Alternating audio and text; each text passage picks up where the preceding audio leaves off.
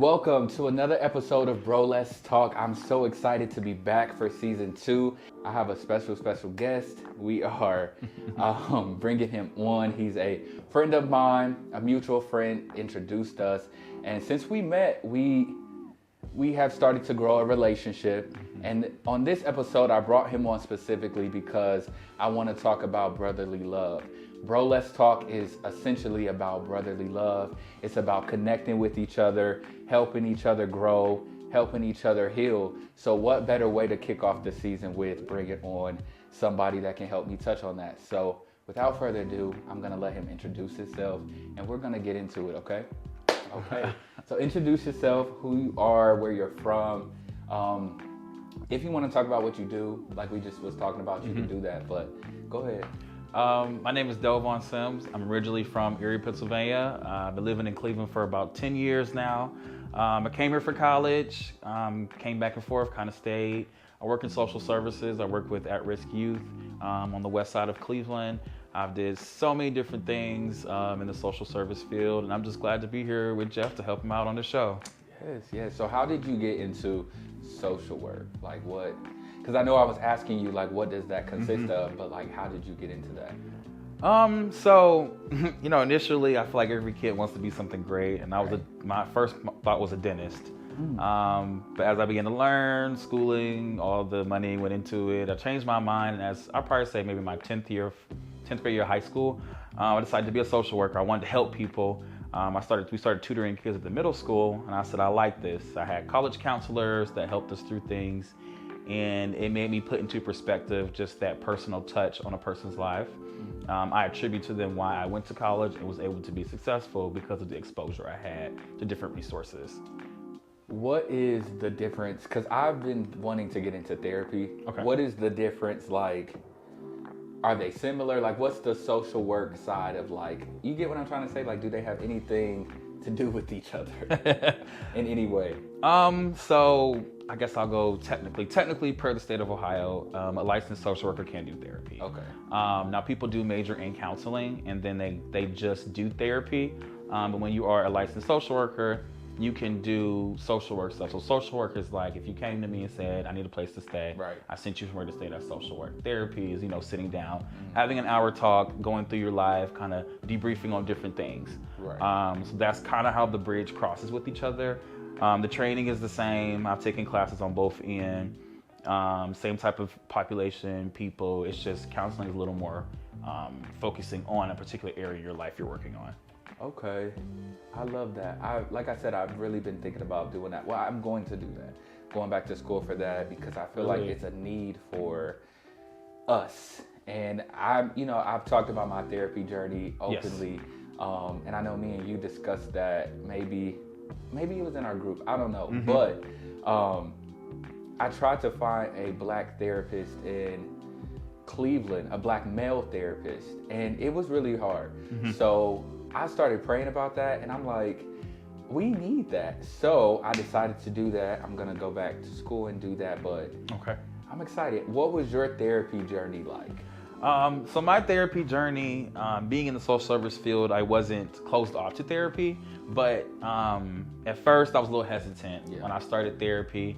I said, I don't know if this person's gonna judge me. I'm coming in for all these various issues. Right. And, at the beginning of it, it was interesting. The therapist that I ended up getting, he was a therapist that specialized in trauma, dealing with those in the LGBT community, church trauma particularly. And so I did not request that. It was just how it fell. Right. And so it was awesome because he was able to implement things of the Bible and also able to understand different things that I was dealing with. And so by the time I started to the time I ended, I was able to reflect on a lot of my toxic behaviors that I didn't think I had. At that moment, I was a deflector. It's everybody else's fault but mine. But at the end of therapy, I'm able to really cross-examine each part of my life. If I do something to somebody, I'm able to apologize in a more sincere way. Not just apologize because I feel like I just have to, but I actually genuinely know how I did that person wrong. Right. So this is already getting off topic, but you mentioned, so the therapist, he dealt with church trauma in the LGBTQ community. I was going to talk about church trauma, not in this segment, but it's dope that you brought that up because a lot of people, a lot of us struggle, have gone through that. What has been your experience with that quickly? Because I don't want us to, that's a whole nother subject, but it does kind of tie into now who you are and what that therapy journey was like. I will say my church trauma came differently. When I came out to be who I am, my home church accepted me. It wasn't no issues. It wasn't nothing about it. It wasn't until I had moved here and I was with somebody and I started attending their church. With him. The person I was dating, yes. We attended church together.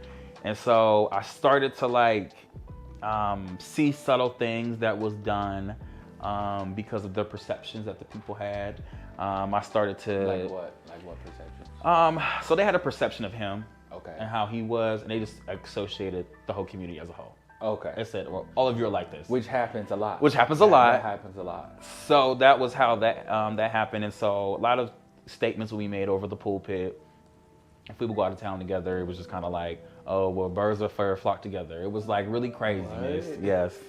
So they started, some of them acted different because a lot of the women would try to figure out oh, what's going on with him. I want to try to date him. Yeah. And so after that passed, then they started to kind of have their different opinions, and I started to see, because I was in leadership at this ministry. I was in leadership. I served, but I started to see differences once they began to figure out different things. I stopped getting asked to do things.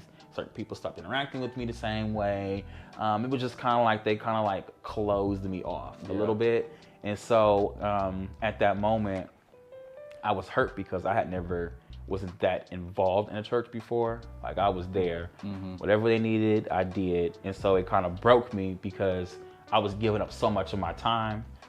4 days a week, I'm there. My pastor would preach 2-3 services a Sunday. So we're gone from 11 o'clock until 9, 10 o'clock at night. We're Pentecostal, so we're in church 2-3 hours a session. Ooh, so we're there all day. Bible study turns into Terry and repentance service. So literally. Man, yeah. So preaching to the choir. I get it. Yeah. So that's kind of just a brief synopsis of things that had happened. How did you? I know you said therapy, but for me, I don't think. My story isn't really as bold like that because I never dated anyone and brought them to church. Okay. But I think that as I grew up, the church I'm at now, I love them. That's my church. So I just want to give that disclaimer before that goes anywhere. Yeah. But people will always try to figure you out or label you or do this or do that. And I think my hurt was never direct. Nobody ever said anything. My pastor never said anything indirectly over the pulpit because I probably would have left that church because that's insane. Now, but what was I about to say? But I could tell people would try to figure you out and try to make little hints and stuff like that. I had a situation last year where this woman she just said how she felt. She straight said how she felt, and when she said it, it made me think well, dang, everybody in the church probably thinks like that, and I'm but I had to get over that. And so how did you? I had to get over it because I realized that it was hindering me in my relationship with God, and so I was putting the church with this person's opinion, and it's not the same. It's not the same at all, and the church God should not be held accountable for what the church is doing. That's how I feel. You get what I'm saying? I don't want to go to that church because this person said that. But right. If God is dwelling there and you're trying to grow with God, I don't say to stay anywhere that you're being abused. Right, but how did you get over that? How did you get past that? So I would feel like I got over the church trauma, therapy, prayer, a lot of self-reflection. I had to figure out what I was doing this for. Was I doing it before I thought it was right? What was my purpose behind this? I had to see God for myself, and that was actually during a very vulnerable moment for me because the devil literally sent an attack to try to like take me away from my faith. At the time I didn't know this was what was going on, and I just felt so weak in my faith. I didn't want to go to church. That's not like me. I was a kid that wanted to go to church. So to get to a point to where I don't want to be there, I thank God for the Holy Ghost because I was able to know what was going on and sought prayer and fought against what I didn't feel like doing. And so during that time, I just was kind of singing at places. My friends would say, hey, come sing on my praise team. I was singing their praise team in like a year. And I was like, that was it. I don't want to do nothing else. So the church I'm at now, United Temple. Shout out to them. Yes. I kind of got back into church because it was a situation where I came somewhere where I didn't have to be somebody else. Okay. My pastor is very open with saying, you don't have to hide who you are. If that's who you love, that's who you love. And he made that like the forefront of when a lot of us started coming. And so it helped me to like refine my purpose again, rededicate myself, because I had to put that dedication inside of me. Couldn't nobody dictate when I'm supposed to be there. And now a situation to where I had been out of leadership for so long, so I had to search myself. Am I going to church 4 times a month because I feel like I have to please somebody? Or am I there because I want to be there? Right.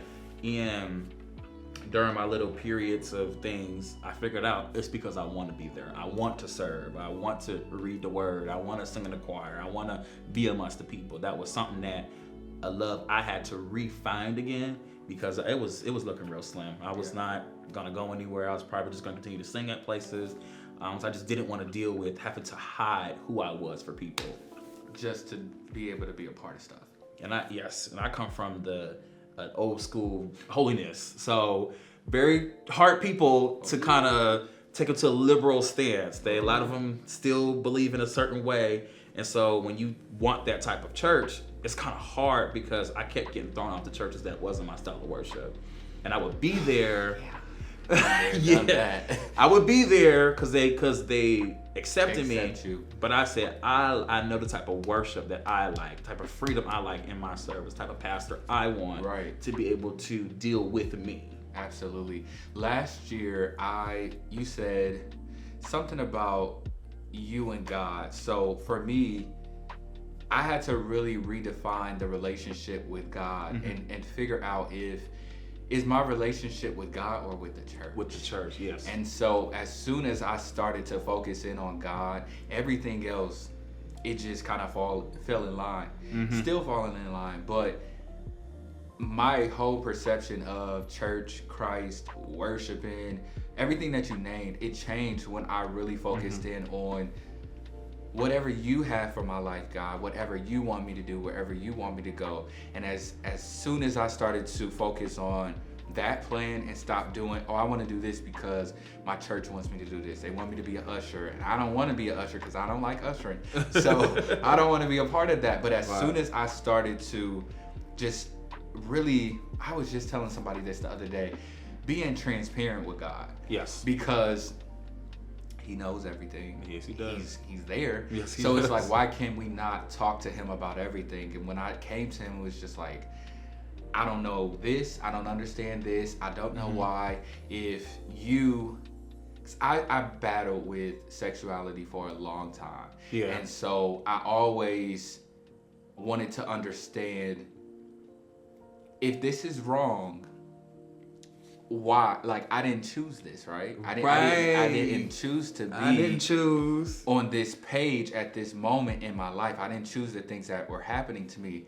So I started to just ask God these questions boldly. What is your plan for my life, and why at 5 years old would I have these desires for? I mean, when people are born, they're either like, this you or start that. liking this person or that person. And at the beginning, that's how it was. And when God started revealing some of those things to me, it really changed my perspective. I definitely have different views now, but it really opened my mind up to how powerful God is and how mighty He is and all of these different things. And it took pressure off of my pastors and my church, because for so long I was looking at them like, I need answers. I need you to tell me why this, why that, why are you telling me deliverance, but it won't go away. It won't go away. Like, it's just here. And God really started to reveal what that looked like for me. And before we started shooting, I was talking to my cousin about how everybody's life, whoever you're with, it looks different. And I feel like through this journey of God revealing what my life is, it has looked different than other people's, and it's constantly looking different. And had I not sought after God and his original plan for me specifically, not what this next person wants for me, not what anybody else around me wants, but for what my plan is that he has for me. So my relationship with God, it really changed. It really changed, but it has really, I don't think that, for one, if I didn't going back to therapy, if I did not go to therapy, and if I did not redefine my relationship with God, I would not be right here doing this. Wow. Not talking to you, not literally, because there was a time where I wanted to do a podcast, but it was like, what am I going to talk about? Like, I'm not an entertainment type of person, so we're not coming on here talking about sports. I don't like sports, so I don't want to. I mean, I do, but not enough to talk about. I don't want to do that. I don't want to talk about R&B singers. That's not my thing. So what was my purpose of talking about things? And I think that if I did not follow that path, I would not be here. And that's kind of been an epiphany I had from season 1. Like, I feel like everything that I've gone through, or every connection that I've made, has been leading up to this moment. So, getting into the actual topic, how important is brotherly love to you? And do you feel that you have brothers in your corner for any time that you are going through or whatever? So I'll backtrack. You know, I have a lot of female friends, and I've always had a lot of female friends. And I remember I told God, I said, I want male friends. You know, I want somebody that I can connect with on a similar level. And I love my female friends. They're like my sisters to me. They treat me with love and care. I can talk to them about anything.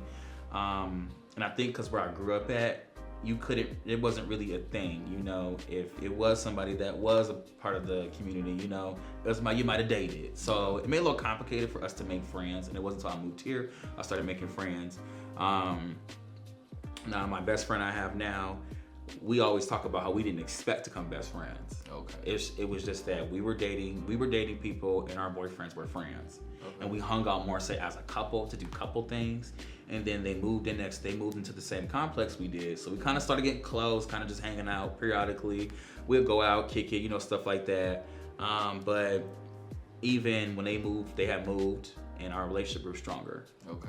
We communicated more, and we started seeing each other more. We started like telling each other more, and I was like, this is the best friend that I had asked for. Somebody that is honest with me, somebody that is not gonna lie to me. I don't like, you can't be my friend and not tell me the truth. If I'm wrong, I'm wrong. Let me know. You just going with the flow. I don't like that either. I don't like that. No, that. You need to That's dangerous. That's dangerous. Be my friend and tell me when I'm wrong. And that's like, we joke, we call each other our diary. Like, we'll debrief. You'd be like, hey, you shouldn't have did that. You shouldn't have did this. Yeah, you right. Accountability. And so I was more of the church person. So I encouraged him more, like getting into the word. I would talk to him about God. He started going to church when he moved. And so he started to see God moving through him. And now we can have more biblical conversations. I'm hearing him talking about prayer, things like that, so that God can take him where he needs to be. Right. So kind of after moving forward, I started kind of getting more involved in church. I started singing in different ministries, different community choirs, and I started to grow relationships with guys. We started to have just pure relationships, nothing about, I want to date you, I want to be with you, this is my friend, that's what it is. And to this day, I have about maybe 3 or 4 guys that from the church world that we have a communication level, and we hang out on a very good basis, and it's nothing but good time. Yeah. 2 of them, I sing with each other, we sing together, so we just, well, I guess technically 3, but we just have a great time, and I love it because I'm able to be myself. Yeah. We're able to talk about things that I want to stay talk with my female friends, because they don't understand that similarity of that struggle. Okay.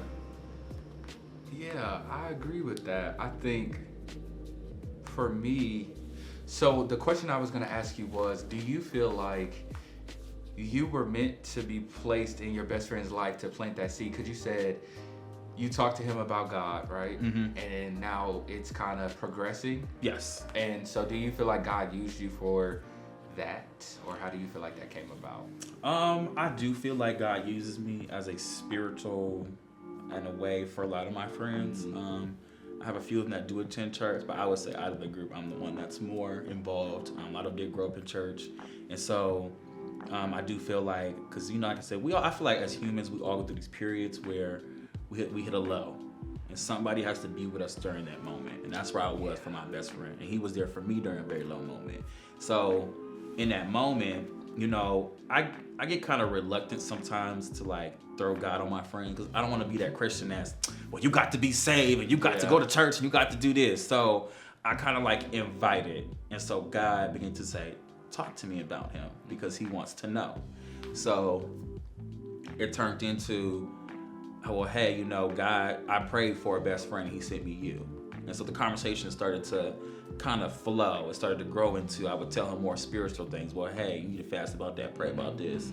And I'll hear him say, well, okay, I've been praying about this, praying about that. God did this, God did that. So I knew the seeds I'm planting is starting to, they're being, the fruits of the labor. He's starting to see life in a different way.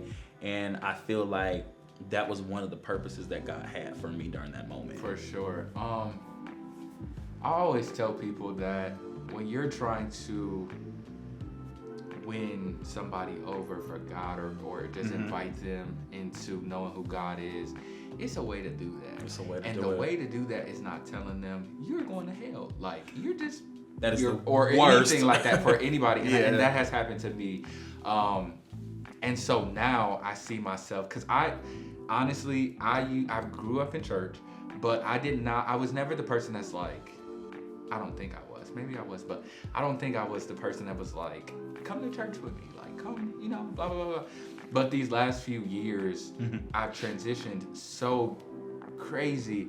And now I find myself inviting people, but in a way to where they can relate with me. So now they're reaching out to me. I just had but I had an experience where a dude that I would have never seen myself ministering to, I found myself ministering to him, and I'm like, it's only God. And we did not like each other in high school. We dated the same girl in high school. We just had a beef and I've been out of high school for a while. It's been a while, but and we've never really clicked like that. And recently I have found myself ministering to him and him opening up to me. And I'm like, wow, God, that is amazing. But it's all about how you position yourself and how they see you being consistent with God. Right. That's how I feel. Right. Because if you telling a person like, okay, maybe that's not the best thing for you to be doing, blah, blah, blah, blah, blah, blah, blah, which is important. I am the type of friend, like, don't just tell me what you feel like I want to hear. Correct me if you feel like I'm wrong. Yeah. Back up why I'm wrong. But correct me, in my wrongdoing. But then I don't want to see you doing that when you're telling me not to do X, Y, and Z. So you have to really be consistent with, this is what I'm doing. I'm going to church. I'm doing this. I'm fasting. I'm praying. So really leading by example. So you said about being like the spiritual friend. I have some spiritual friends, but for a majority of mine, I feel like I'm the person that's like, can you pray for me? They'll come to me for that. And it's just Right. I wanted to find people that I would be able to say, like, I need prayer. Like, I'm weak, I'm whatever. So last year, I was really searching for a brotherhood. I was really searching for men specifically. Like, I have female friends, not too many, but it was just a different level that I wanted to connect on. And I'm like, okay, God, how do I do that? But I wanted specifically faith-based friends. I did not just want friends that I could kick it with, go to the club with, do this, do that, because I want more than that. And for me, I no longer involve myself in certain things just because of how I'm changing and different things that I'm doing in my life. So our friendships wouldn't link up, they wouldn't connect if that's all you're about. And I want to talk about the Bible, and you're like, you know, catch me when you're done talking about God. And it's like, no, I wanted to find friends, brothers, whatever, that could kind of be like not my backbone, but like my support. So I started the Bible group. It came from nowhere. I believe that God gave me, you know, I wanted to do that with God. Yeah. So I'm not going to say it didn't come from anywhere, but I didn't really know what it was going to look like. I didn't know who it was going to be in it. I thought about, do I just tell people that they're going to be in it, or do I let people come into it as they want to or feel like the unction to? And so when we finally started it, at the beginning of this year? Was it this year? I believe beginning of this year, yeah. I'm like, okay, God, what do you want to do with this? But for me, it was really a way for us to build this brotherhood, check in with each other, not get too personal, because we don't. In the group, we don't get too personal. Too personal, because I feel like one person's capacity is not this other person's capacity. And so I know when me and you have had conversations about something specific, we'll like text outside the group. Right. How do you feel about the Bible group? How do you feel like it has helped or impacted, or do you feel like it's doing anything fruitful in your life? I would say it has impacted me because it put me kind of on to kind of hone in on reading the Bible more. I try to listen to it every day on the Bible app. Some days, I'm going to be honest, I just forget, and I hate and I repent and I ask God to forgive me, because there's no excuse. That's real. That's real. It's real. I hate the people that are like, I'm just in my word 4 hours a day and every day. Like, come on. If you are, good for you. Great. But I don't have time for that. Oh my goodness, that's a lot. But I'm sorry. Go ahead. So it has helped me because it, like you said, it's a group with godly men. We share our perspectives on the Bible, verses, and so far what I've read hasn't been anything that I don't comprehend or say, okay, yeah, that's great, that's good, that's good content, that's good. We getting the meat of the scripture, we're getting an understanding out of it. So I would say in that aspect, it has helped me.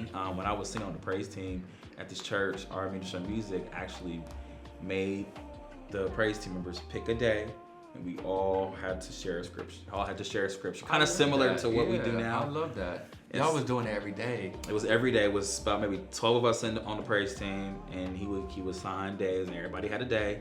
And we were responsible to respond. Kind of like in college, we got your response to the group stuff.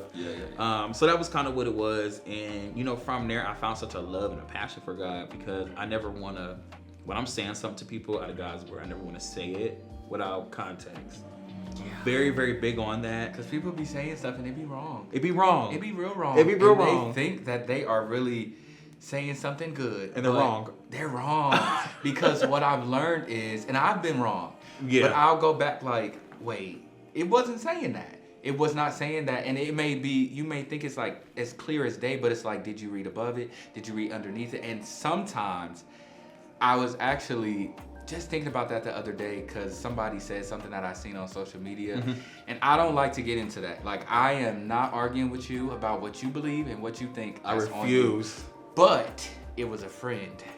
So I felt very much so responsible to tell him, like, hey, friend, like, that's not what that was saying in that scripture. Like, words are used differently, the meanings, it goes all the way back. So you really need to study, because reading the Bible is not studying the Bible. It's not studying the Bible. It's not studying the Bible. So did y'all stick to it with them 12 people? Yes. It was consistent? Yes. Up until my friend, he had passed away. Up until he passed away, that was what we did. It was very consistent. He made sure that this was what we did. And I grew a love for the word. I was excited, like, oh, it's my day. Yeah. I get to sit and read, and hopefully I'm like, somebody gets something out of it. And when you hear somebody say, I needed to hear that today, that helps you know that whatever when God places something in you, stick to it. Yeah. And sometimes it's difficult, because sometimes I'll be like, do you want me to really do that? Like, do you want me to say that? Is that where we're going with that? But I just feel like everything, just like with the group, like that didn't just come out of nowhere to create that. Right. It didn't just come out of the sky, because I was never the type of person that had a lot of male friends. Right. Just because I used to not like people for real. And I was very like territorial over my friends. I had the same friends for a long time because I didn't want to branch out and find anybody new. But when life started to change for me, when I started to change, when God started to really do something new for me, I found like I need support. Because I don't want to, and it really makes me feel good to be able to text and just be like, hey, I need prayer, or I'm going through this, and everybody can just, I'm praying for you, or stay encouraged, or whatever. People don't realize how far that goes. And for me, the friends that I had, now I wouldn't say that we're all close, and that's okay. I think that God will allow us to grow in the group as it, progresses. But, and I think everybody has a busy life. So I think that everybody does what they can do and how much they can contribute to it. So I have no problem with that. But in the past, my friendships were give. And specifically, I had this relationship with a person for a long time. And last year, I realized like I had to cut it off, because it was always like, I'm going through this. This happened to me. My relationship is like this. It was never like, but how are you? How was your day? I know you got a lot. I know you entrepreneur life ain't no joke. I know you're doing, all of these things. And this was a friend that I shared intimate details with. So the things that one friend may not know, this friend knew. And so it was still always never a check-in. It was never anything. I never felt like I was being poured into, so I had to cut it off. I know you and I talked about that from the family side with creating boundaries and stuff, but how do you feel about, we just talked about pulling in new friends, but what about getting rid of those friends that no longer serve a purpose? How do you navigate that? Have you had to do that, which I'm sure you have, but like, how would you advise somebody to do that in a positive way rather than just arguing and it blowing up, because it can. It can. I prayed a prayer and I told God that who's not for me, you remove them, because it was something I struggled with. I like to make people feel welcome. That was another reason why I became a social worker. Nice. I always want to make somebody feel welcome, like they have somebody in their corner. Okay. And I remember my old pastor prophesied to me. He said, that's good, but be careful, because people are literally going to drain you dry because you're pouring out into them. And so it was certain relationships that God has shown me. He showed me in a dream that it was, I'm going to just say a particular situation. He showed me this person in a dream. Well, he didn't show me that person. He showed me a snake. He showed me that it was a snake around. Come on, dreams. Snake. Them dreams be biblical. If God is showing you something, absolutely, pay attention. So, long story short, maybe like a couple months later, I thought I was taking my friend's side because something had happened, but in actuality, it looked as if I was in the wrong, because that it was me taking their side against their partner. And so because I took their side, they wanted me to still allow their partner back in. Right. Your partner did X, Y, and Z. That's an automatic no for me. And so it's the lies cultivated and things grew and false narratives got created. And then God told me, he said, I showed you this who it was. I covered him behind the snake. So you knew it was a guy, but you didn't know who it was. And so that was one of those situations where I told God, I said, I don't want to be so open that I allow so much into my life where I can't handle it. And so from there, I began to go on this journey of kind of closing off myself, but not closing myself off to those that I love and connected to, but being very cautious. I always get people who want to be my friend, people who try to build bonds with me. I don't know if it's to figure me out or if really to be a part of my life. And so God told me that you're draining yourself dry to try to please these people. You can do my work without draining yourself dry. And so But I was trying to think about how I wanted to say that, because I see that happen so often, and when you're doing God's work the way that He intends you to do it, it won't drain you. It will not drain you. God will give you a level of peace that you're not trying to pray for everybody, because everybody's not your assignment. Everybody's not your be assignment. going and like doing all this stuff, and God is not giving you a word for 10 different people every night. You dreaming a dream about somebody new. Like, no, stop that, because you're draining yourself, and that's not God. But go ahead. That's not. It's not. And so I think I was able to like hone in on my spirit. I poured into myself. That's when I went to therapy. It was during COVID. Yeah. That was a rough time for me. I'm an extrovert. I love people. And to be at home by myself was a lot for me. I love people because I have to, but I would prefer to be by myself. I truly would. So, during that time, I was alone. I was in my bed. I was fresh out of a relationship. And it was during the holidays. These was things that we did together. So even though if we were quarantined, I still would have been with this person. But because we weren't together no more, it was rough for me. And so that's why I went to therapy. I began to search within myself. I began to heal myself. I began to deal with myself. I began to tell myself to not allow people to wear me thin. Because prior to COVID, I know a lot of people died during that period. But I was so busy prior to COVID. Every single day. I was at choir rehearsal, Bible study, prayer, singing here. I'm going back home to do something with this person. I'm at this person's birthday party. I'm wearing myself thin. We was at church till 9 o'clock that night, and I'll be going over this person's house. You didn't like being that busy? I thought I did. Okay. And so I'd be busy like that. I catch myself getting there now. I don't like it no more. I don't know. I don't like it. I know how to pull back now. I'm learning. It's hard. Yeah. It's really hard. And so when the COVID happened, everything shut down. You're not going here, there. You're not all these people. And then I got to realize, like, it's okay to take a break. It's okay to relax. You don't have to be gone every day of the week, wearing yourself thin. Like, I was exhausted. And I think now I actually have a more complicated job than what I had then. Mm-hmm. And I'm nowhere near as exhausted. Cause it's better. You balance it better. I balance. I have a perfect balance in my life. I will not do something because I'm overwhelmed. I will not. And that's okay. And that's okay. To say, like, I seen this post. Somebody was like, I can't deal with friends that don't make it to my birthday and don't do this and don't do that. Now, I am big on support, but I'm also big on we are all grown and we all have. Some of us have kids. Some of us have really, really busy lives. I do believe in showing up for people, but I don't know. I didn't agree with that. Like, I don't know. Like, because I feel like when we put pressure on our friends, that's kind of where that breach comes in at some relationships. Now, if you ain't doing nothing and, you should be there for your friends regardless, but things happen and blah, blah, blah, blah. And I think that's how a lot of friendships, I had to stop doing that, putting these expectations on friends to be like a part of everything, because life happens. Life happens. And it really changed how I think about friendships now. Mm-hmm. I value my friends in a different type of way. Right.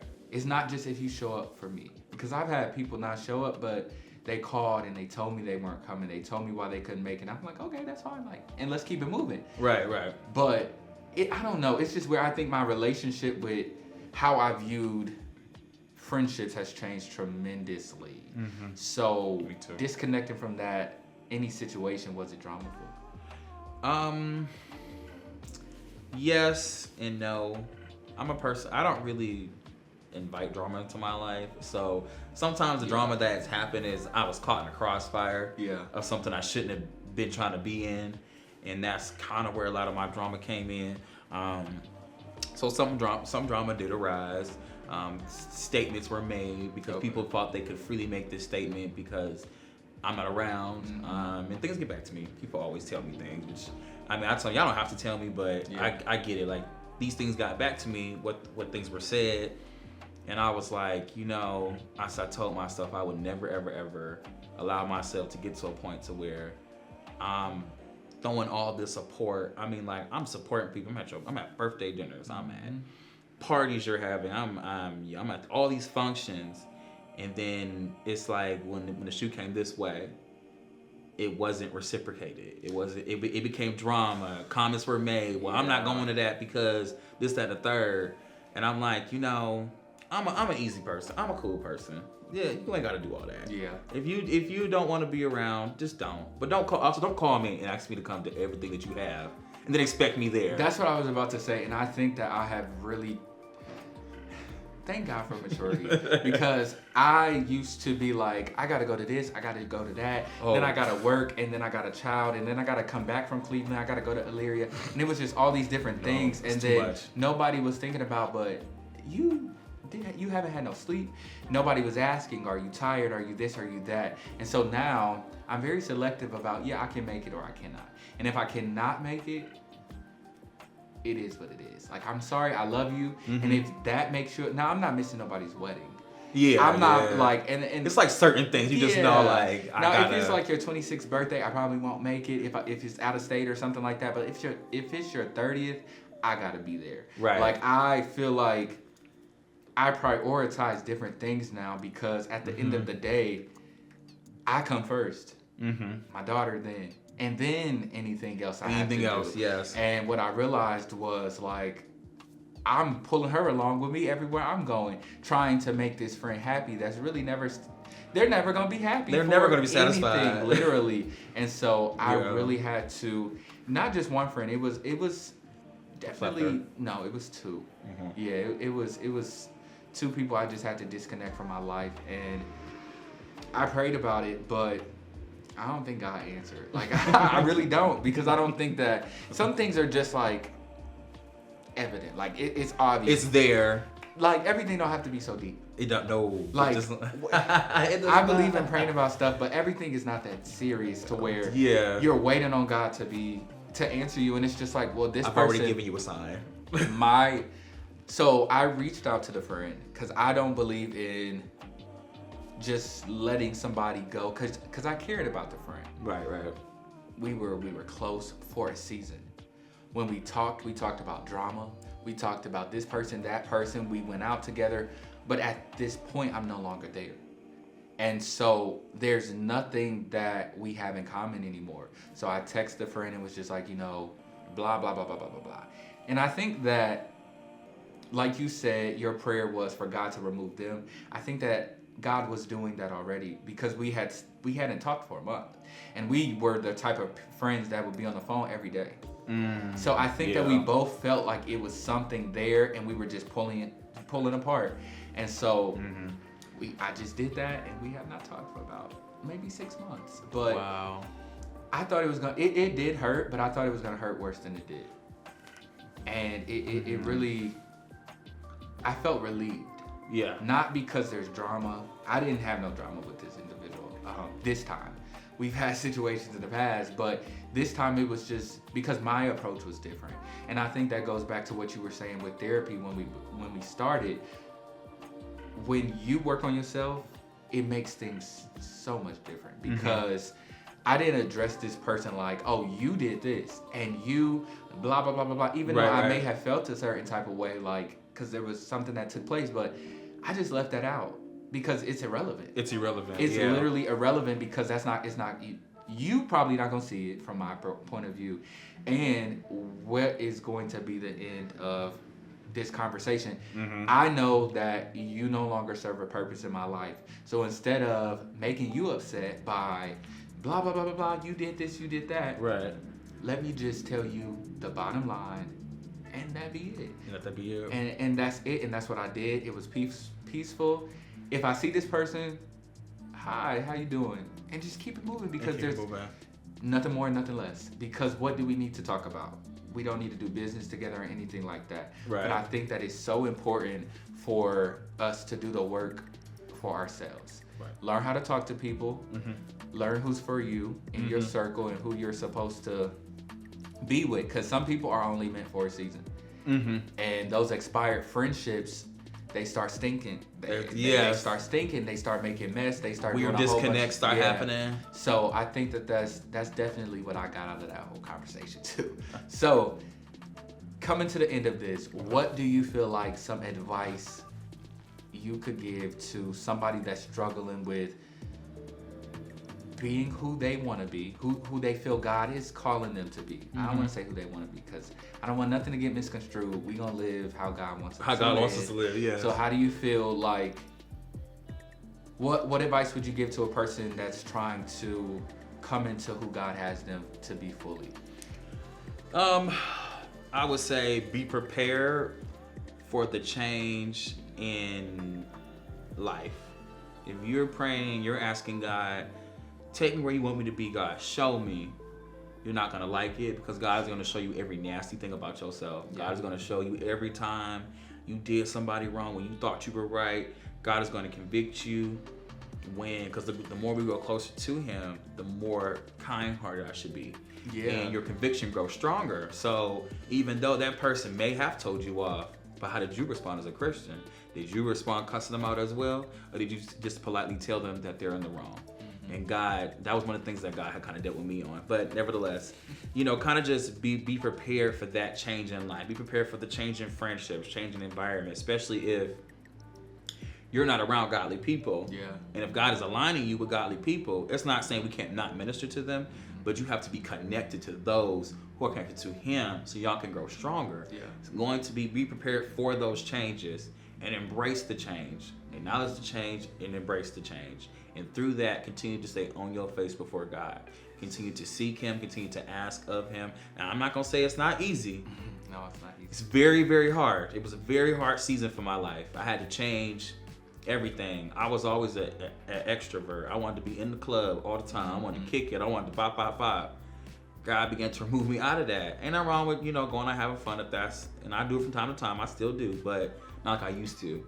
Every Friday and Saturday I had to be at the bar. That was my thing. I was gonna do it, but God began to shift me out of that. Yeah. That's not me. You're asking for a different version of me. You're asking to take me out of that. I've asked God to elevate me in Him because there's things that God wants me to do for Him. Yeah. I can't speak to you if you're always drunk. I can't speak to you. I have to in the middle of the night. Maybe times you got to pray for people. But how you gonna do that if you always intoxicated? Yeah, so. Sure. That was just the things that I went through, the things that I did, how God kept me, and to just keep people around you that's gonna pray for you. Yeah. Spiritual people, you need somebody. I have 2 spiritual friends that are extremely spiritual that I can go to anything spiritual about. They'll pray for me. They'll tell me what God is saying to them, and they keep me grounded. Yeah. So when I do fall low, they reach out to kind of help bring me up. And as God elevates you, continue to do the same thing. Continue to pull people up with you, and it becomes a cycle of constant love and not judgment. For sure. Thank you so much, man.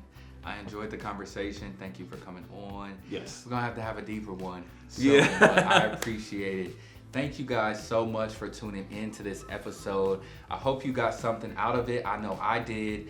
Once again, thank you so much. And until next time, of course, man. Yeah.